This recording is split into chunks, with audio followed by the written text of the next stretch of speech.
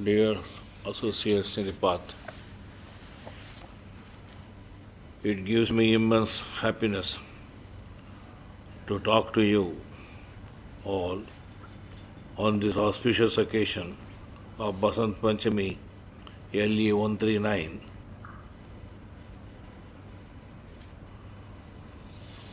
Pranahuti is something that has become part of our lives. Love of the Master is so intimate that most of us live through that all the time.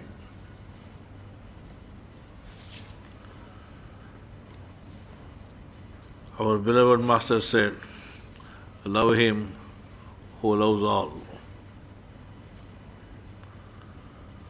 I would like to share my meditations on this thought. Repetition may not be considered wrong when the matter is sublime. I am aware I shared some thoughts on this subject earlier. I remember to have read the following sentences that makes me think about this subject yet again. There are only 4 great questions in life. What is sacred? Of what is the spirit made? What is worth living for? What is worth dying for? The answer to all of them is the same: only love.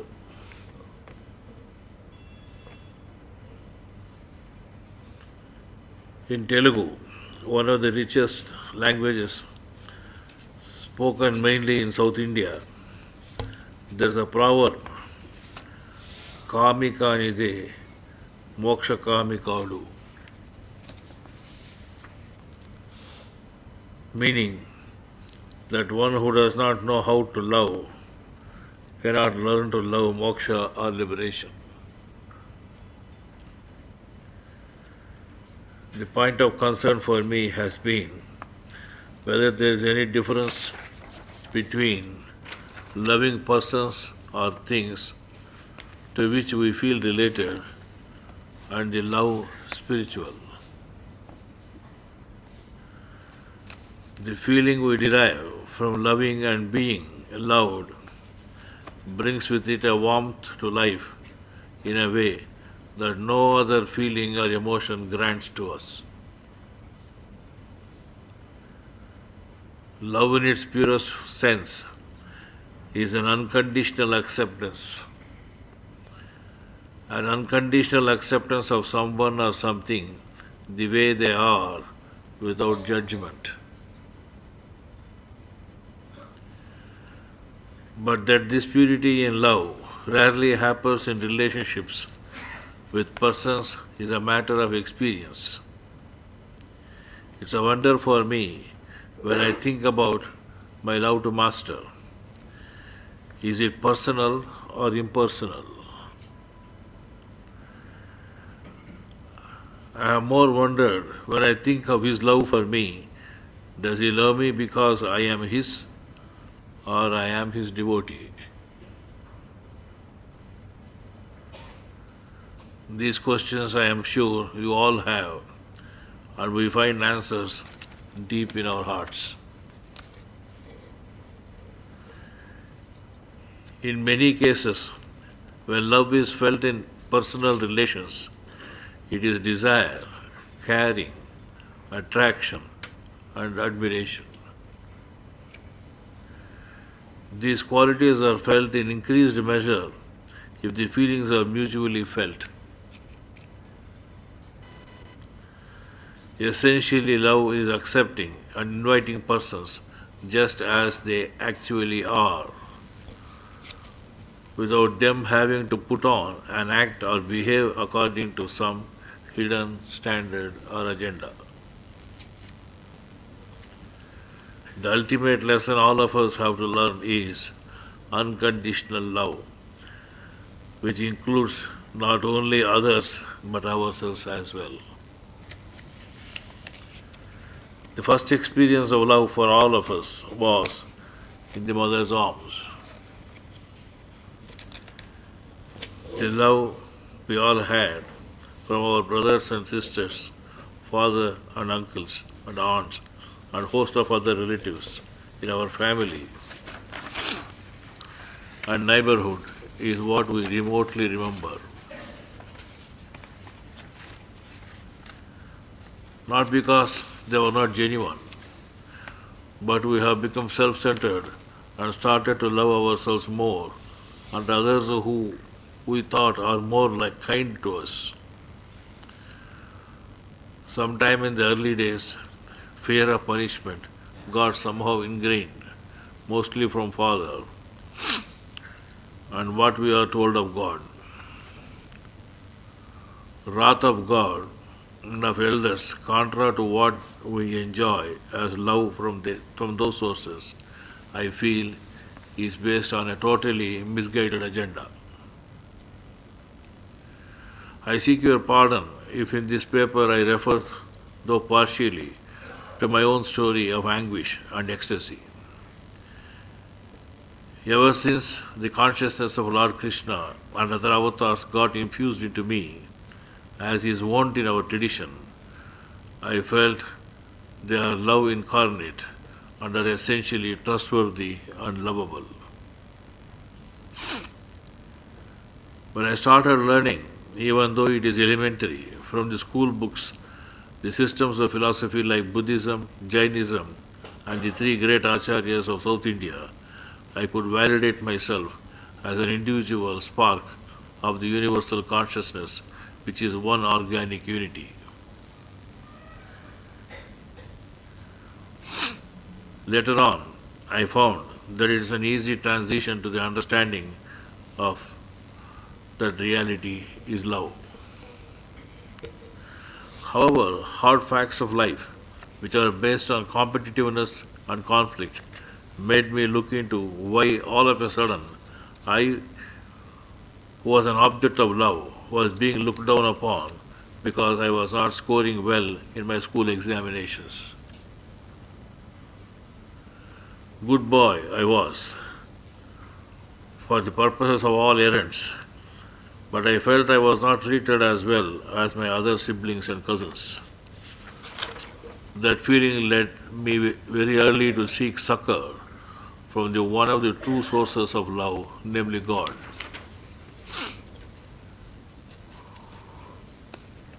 Who or whatever that might be.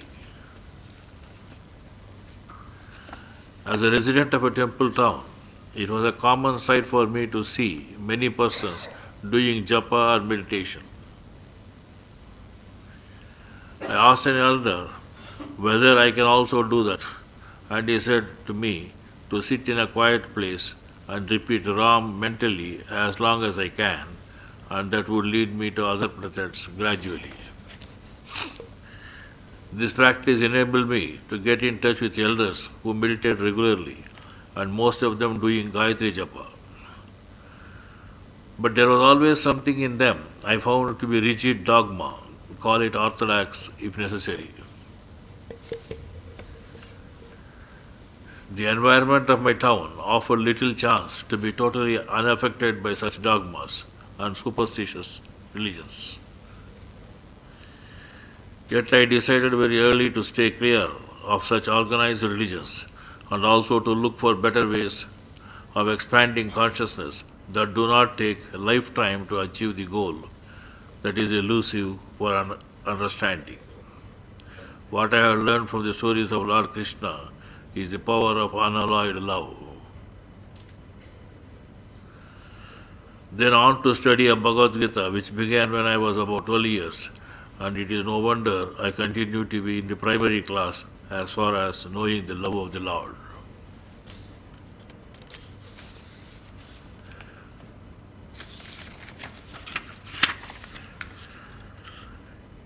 When I started my sadhana while still in teens, under the great master revered Sri Ramchandraji Maharaj of Shahjahanpur, I started understanding the importance of acceptance of all that comes in life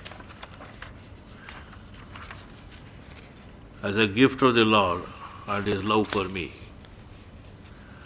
That led me to know the value of non-attachment and due attachment as an expression of love. But that was not a simple learning. I had to discuss and argue with the Master the happenings in personal life as well as in the country to know the reason detail of such happenings. Finally, I got convinced that it was enough for me to perceive of God as the quality of love, and that when we accept unconditionally all that happens to us, it is love. However, it was one of my realizations that whenever we find enabled to be in such a consciousness, we are God, our Master, in the form and person.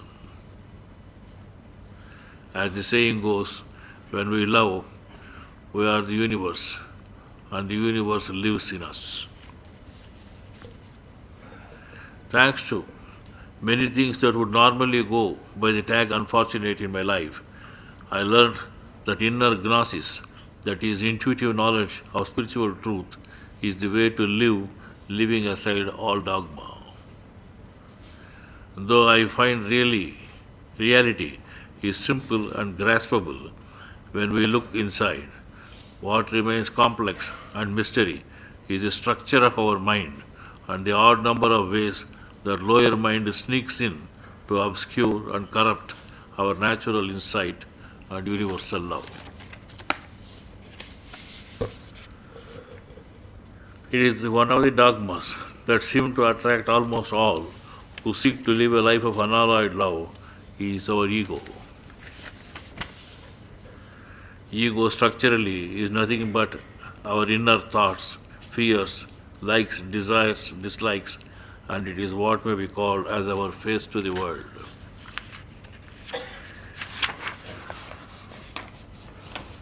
It's an essential part of our being, a human being. It's our everyday conscious thinking apparatus or structure. It is ever-changing and never static. It grants for itself a certain amount of elusive identity, but reality permits only plurality and never separate entity. To feel someone or something as separate is a dogma that appears to grant some security, however imaginary and elusive that might be.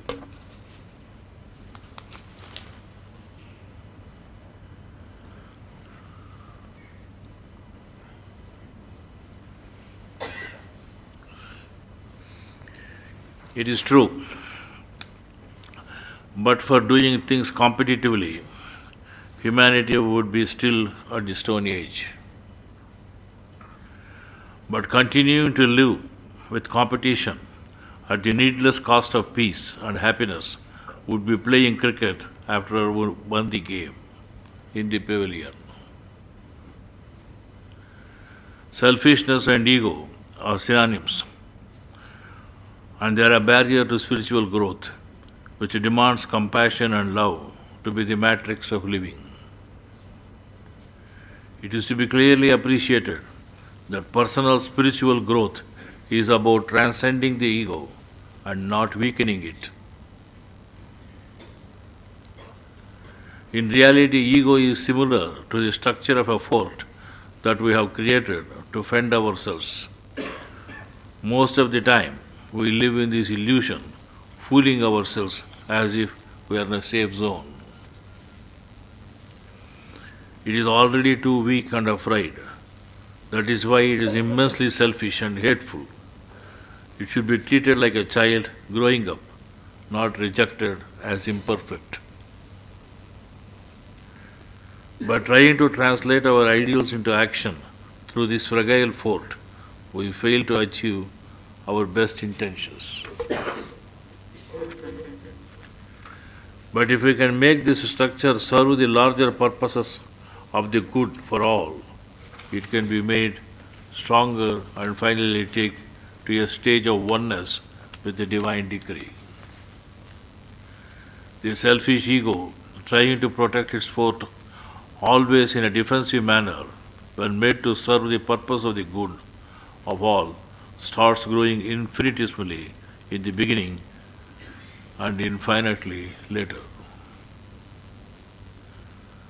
The self that is small and timid, when grows up to serve the good of all, becomes stronger and mature. The stronger and more mature it is, the more transparent it becomes to the spiritual essence that lies behind the person. Such a transformed self or ego then becomes an instrument of love. Then the Nara becomes Narayana. Spiritual growth is all about integrating and loving. It is never about separating and destruction. Spiritual progress is not destruction of the ego. It is integrating and transcending the ego to be one with the Master and also with the body-mind purified by love. This is possible because there is no separation in truth and in love, which is what we experience in our meditations as oneness. When our meditations mature and we feel a seamless unity, there is only Master and He becomes everything.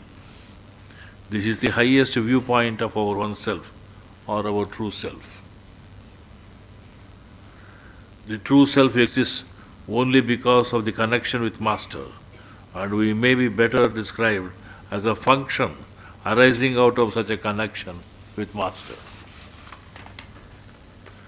It is obvious that when we are aware of our connection with Master as His function, the less reason the ego has to fear its awful loss of identity or death.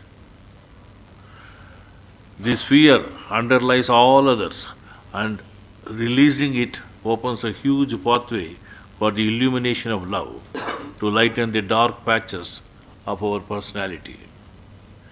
The healing of fears is always love, unconditional acceptance. A beautiful aspect of love is that it always integrates, and we love, and we live in all that we love. It's a matter of our experience that we do not trust our own feelings and thoughts that arise during meditations. Since we are already conditioned by several dogmas that we learned from our childhood through schools of learning in life, making our ego very weak and fragile, there arises a complex state of mind which doubts everything of our experience. Such a state may lead people to be neurotic and unable to trust their own thoughts and feelings, and enslave them to the religion or any other belief system that causes the damage. The real enemy in our love for union with the Master is our dogmas. We should know, as some sage put it, that minds like parachutes function better when open. We each need to realize our true nature and not accept the notions dictated to us by authorities. Reality is simple in essence, but the network of defenses we erect to deny our own truth, driven by fears and the sophistications of the conditioning we have obtained to persist with the status quo, are complex. Our experiences grants us the vision of love that is simple and fundamental, that words are inadequate to express the same. It's a state of being. It simply is what it is, perceived with perfect communication, understanding and empathy. When the underlying truth is realized, it is always a message of love, an unconditional acceptance of oneness with what is. To love is to live in the present, ignoring the past and not dreaming about the future.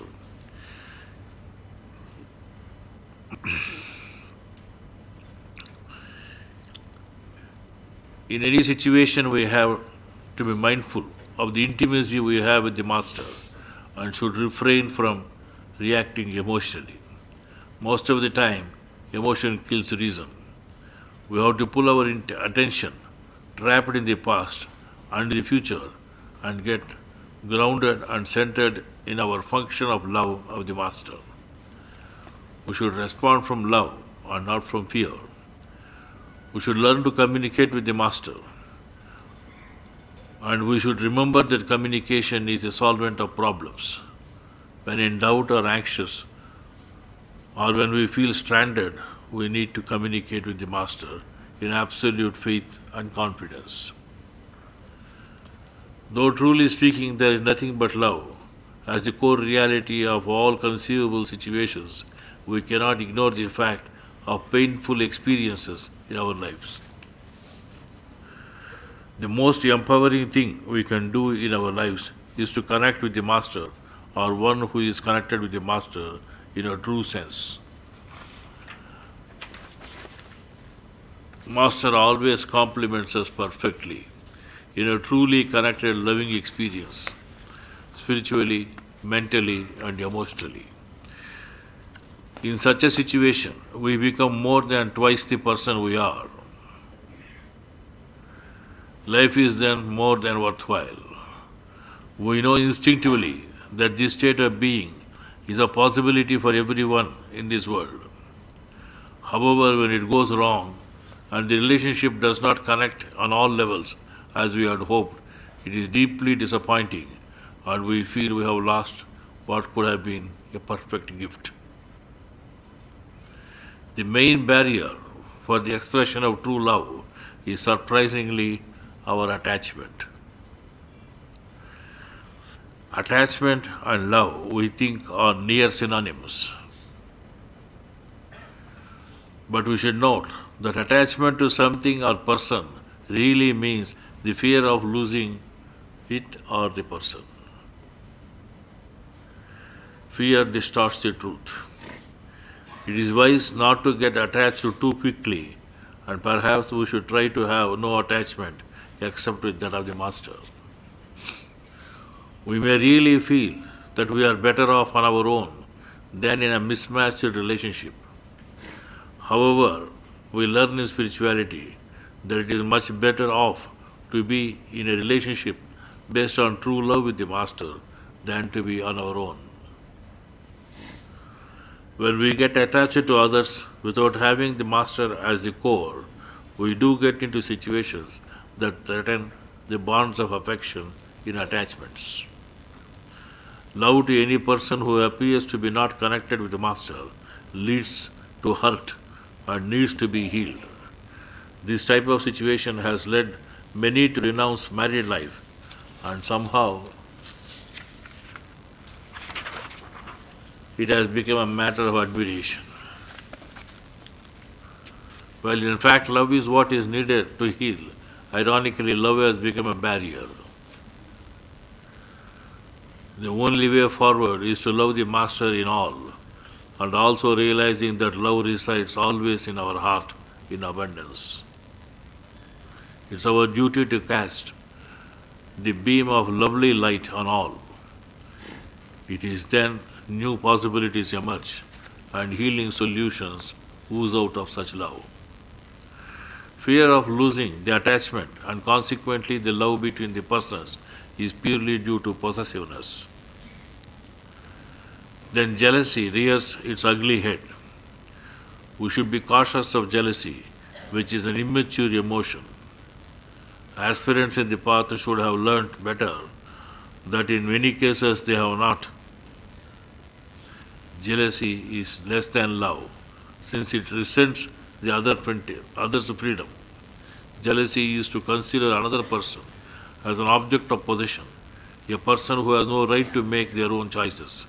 In reality, we all feel the sting of jealousy sometimes, and we need to acknowledge and accept the emotion, and then release it as something that is simply not rational. The institution of marriage is the finest example where love is expressed in totality.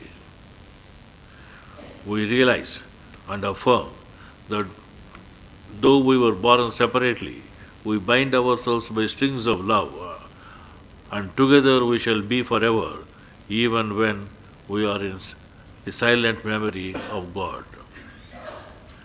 The value of Grihastha life is a possibility of two souls emitting the fragrance of love on all occasions. There is intimacy, but it is unwise to allow spaces in the togetherness. For if winds of the heavens, there is intimacy, but it is wise to allow spaces in the togetherness. For if winds of the heavens are to dance between the souls, there is need for space between the two. Grihastha life teaches us to love one another, but make not a bond of love. Sagacity lies in filling each other's cup, but drinking not from the same cup. To love means not merely sing and dance together and be joyous, but allowing each person to be alone. The relationship is to be like the strings of a veena that are alone even though they quiver with the same music. Even as the pillars of the temple stand apart, yet serve the same cause, the partners in marriage stand apart to serve the cause of love, God. Love is more than emotion. It is actually the fabric of the entire universe. Love is a state of being and intention, spiritual qualities that are above the level of physical energy. Love, when expressed, becomes creative force, an energy of imagination that manifests physically in space and time. In the human sphere, love expresses our dreams and visions. Our ability to creatively manifest our vision is empowered by the emotion of love. The path of love is not narrow, as some poet put it, but it is as vast as the universe. Obviously, this is because our master and expression of unlimited and unbound love is the connecting link for all of us.